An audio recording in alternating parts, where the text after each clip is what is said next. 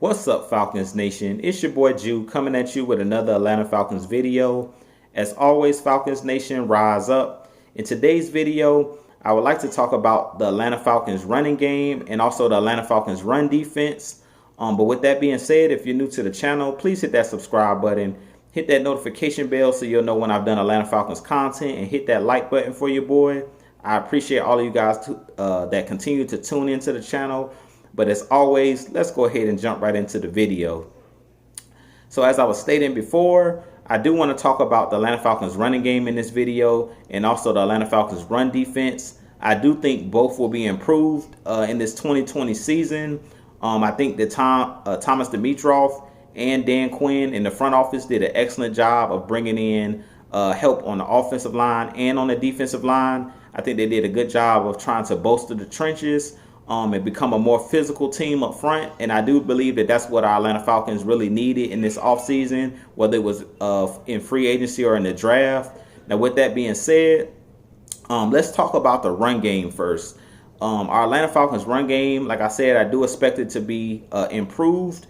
As you know, we did bring in Todd Gurley, the former LA Rams running back. I do think that he's going to be an upgrade over Devontae Freeman.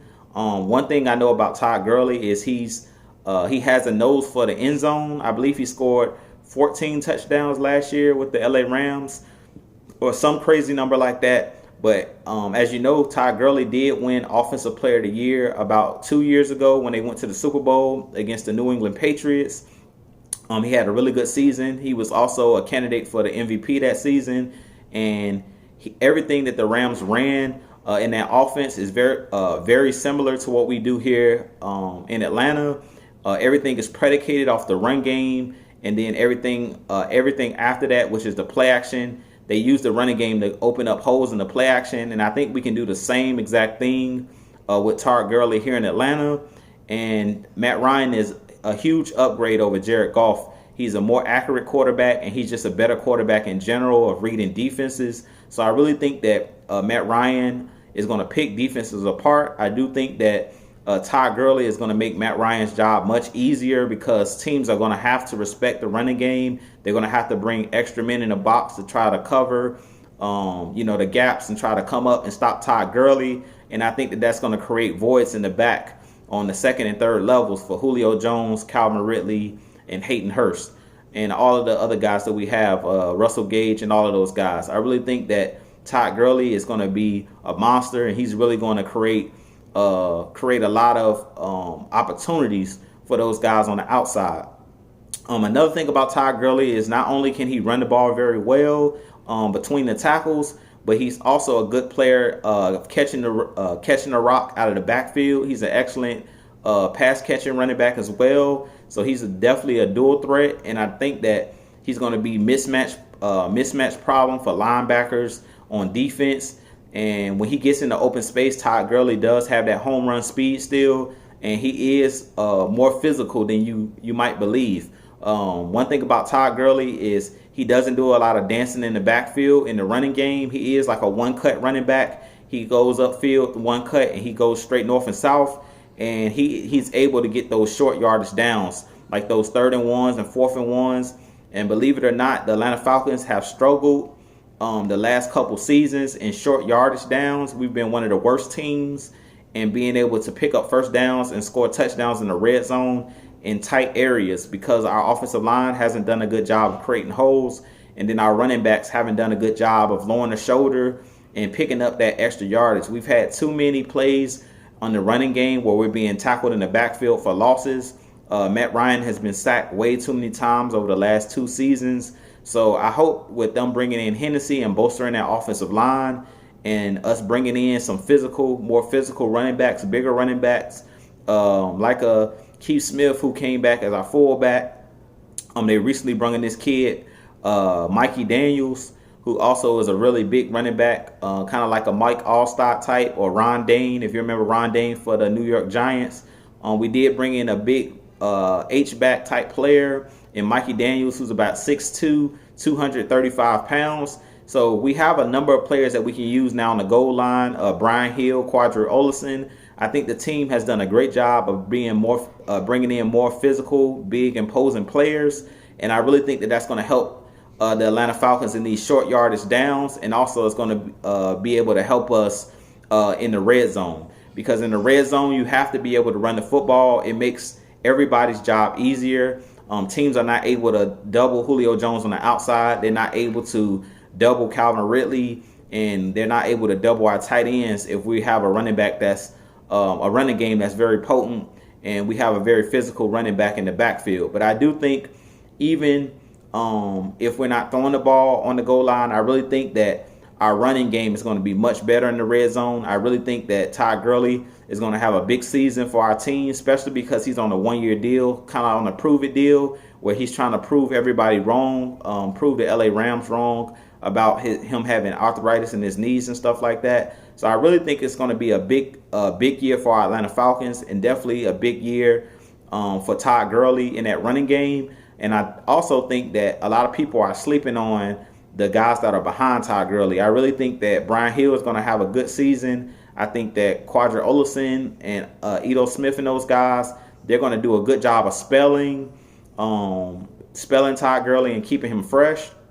And I really think that we're going to score a lot more touchdowns in the red zone, and we're not going to be forced to kick a bunch of field goals. And I think that we also going to be very good in short yardage situations. I think we're going to be a lot better in picking up third and shorts and picking up fourth and shorts if we decide to go for it on fourth down, where we're not having to trick opponents, but we're going to be able to knock teams off the ball to pick up those short yardage downs. Now, with that being said, on the defensive side of the ball, I do think that our run defense is going to be much better. We brung in Marlon Davidson out of Auburn at the defensive tackle spot / defensive end spot. I think bringing in Dante Fowler in free agency was an upgrade over Vic Beasley, who we decided to let go. I do think that Vic Beasley, as you know, was more of a hybrid player. He wasn't an every down defensive end. And Dante Fowler is your traditional defensive end. He's not a hybrid linebacker. He is your traditional defensive end who's going to be able to set the edge. He's going to be very physical. You can leave him in for all three downs. You're not going to have to pull him off the field on short yardage situations or on first downs in our base package. You'll be able to leave Dante Fowler in pretty much all games. So I definitely think that bringing in Dante Fowler was definitely an upgrade over Vic Beasley, because he's a more physical player in the run game and he's more physically imposing. I think he's also going to have a 10 sack season or 10 plus sack season. Last year, I believe he had 11.5 sacks. I do think that our defensive line is going to play a lot better. We have a ton of players that were brought in. Charles Harris, who's on a prove-it deal. John Kaminsky, who is a young player that's coming up. I believe he was a rookie last season, but Dan Quinn recently came out and said that he's going to be the player that's going to be versatile to play inside in the 3-tech and play the defensive end role. But John Kaminsky is one of those bigger players. He's about 288 pounds, and I think he goes about 6'5", so he's a very big, long guy. He's going to take the role of Adrian Claiborne and the role of Jack Crawford, who has played the role that John Kaminsky will be playing this season. So I definitely think that we've brought in a lot of players. We brought back Tyler Davison in the middle to also play inside in the base package, and to be able to allow Grady Jarrett to come off the field sometimes and get a break. Because over the last couple seasons, Grady Jarrett, because he's been the only player that's been consistent in the middle of getting pressure and penetrating, he's pretty much had to play 90% to 95% of the snaps.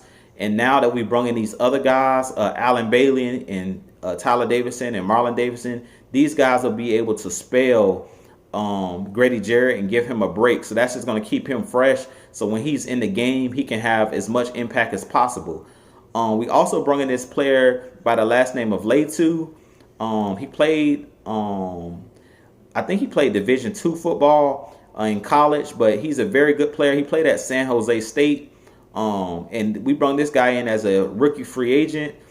He goes about 6'3", 330 pounds. He puts me in the mind of the kid that plays the kid that plays in Tampa Bay, Vita Vea. When you look at him, he looks just like the Vita Vea, long hair, Samoan dude, but he's a very big guy, physical, and I think he is going to make the team, and I think that he's going to be one of those players that's going to be able to shut down the run. So we got a number of big guys that we brought in, little moves that the team has made to bring pressure, and I think we're going to have a lot of pressure coming in from the A gaps. Right from that 3 technique and that 0 technique. I think we did a good job of bringing in physical players. I think Marlon Davidson and Grady inside is going to be they're both going to be monsters inside. I really think that they're going to be excellent in shutting down the run. Like I said, Dante Fowler is another guy who's physical, good at stopping the run, good at setting the edge. All it's going to depend on really is Takk McKinley. Takk McKinley is going to really have to step his game up this year. He's always been, physical and always has been up there in the NFL and creating pressure on the quarterback. He gets a ton of pressures, but we need him to just take it up another notch. And I really think him playing around all of these hungry guys that's very physical, him playing around Marlon Davidson, playing around Grady, and playing around Dante Fowler. Those guys play with their hair on fire. Even John Kaminsky, who plays with a very high motor. I really think that Takk McKinley is going to feed off of those guys' aggression. And I really think he's going to have a big season as well. And I think he's going to catch a lot of people off guard. But we really need Takk McKinley to put it together this season. We need him to be more mentally tough this season and not worry about what's going on social media and not worrying about what people have to say about him as far as the fans. But we really need him to go out there and ball. And I really think that the leadership in the Atlanta Falcons locker room are going to really be there for Takk McKinley this year to get him going. And I really think that Takk McKinley is going to be motivated. As you know, his 5th-year option wasn't picked up. So I really think that he's going to play with a chip on his shoulder this year to prove that he was worth that #1 pick and also prove that he deserves to be paid, because it's still not too late. I've seen a lot of people kind of writing Takk McKinley off. It's not too late for Takk McKinley to be brought back on the Atlanta Falcons. But this is his last chance, just like last year was Vic Beasley's last chance to prove that he deserves to still be on the team. And I do think that Takk McKinley is going to come out and play with a chip on his shoulder. And I really think that he's going to play, he's going to feed off of those other guys that's going to really get his fire ignited. And I really think that Dante Fowler and those guys are really going to get him going. And I really could see Takk McKinley having a big season as far as sacks and tackles for loss. I can see a lot of these guys pushing each other and trying to be the sack leader on the team. I also see Charles Harris pushing Takk McKinley as well, because I do believe that Charles Harris, that came over from the Dolphins. I really think that he's better than a lot of people think. He was a #1 pick as well, and he actually got drafted before Takk McKinley in 2017. So I think he's going to come in as well and want to prove that he was worth his 5th-year option as well, because both of those players' 5th-year option was waived. So I think both of those guys are going to have to fight it out for a new contract with the Atlanta Falcons next season in 2021. But I do think that both of those guys will be really, really hungry. I see all of these guys going to be really hungry. I like what we've done in bringing in a lot of youth on this team. We've got rid of a lot of the older players, and we've added a youth movement to this team. And I really like the youth movement that's been added.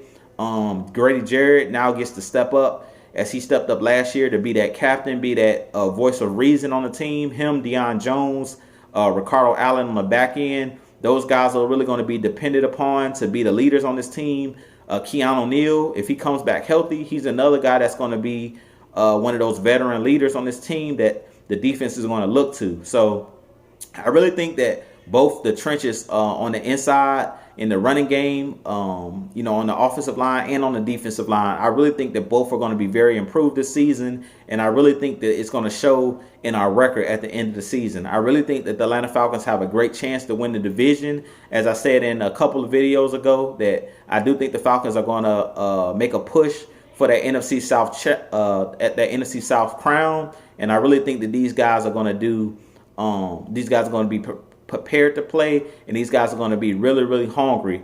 And like I said, I really think that these guys are going to be more physical than they were last year. But with that being said, leave your comments below. Let me know what you think about the Atlanta Falcons running game. If you think that the defense is going to be improved, our defensive line, I really think the line is going to be improved. I don't even think I named every player that plays on the defensive line because we're going to have a great rotation of guys. Like I said, I just love what they did in free agency. I love what they did in the draft, bringing in these guys on the defensive line. I also love what they did on the offensive line. I really think that Hennessy is going to win that starting guard spot. And I really think he's going to solidify that line because we were weak at that guard position. Whether it was Jamon Brown or Carpenter or even Wes Schweitzer, those guys were really struggling last year on the inside next to Alex Mack. But I really think that Hennessy is going to come in here and shock a lot of people with how well he's going to play in his rookie season. But with that being said, please leave your comments below. Let me know what you guys think about the video. Let me know what you guys think about the running game this season. How physical we're going to be in the trenches. Let me know what you think about the defensive line and the upgrades that we've made. But this been your boy Jew. I'll holler at you guys a little bit later on this week. And as always, Falcons Nation, rise up. Peace out. All right. Peace.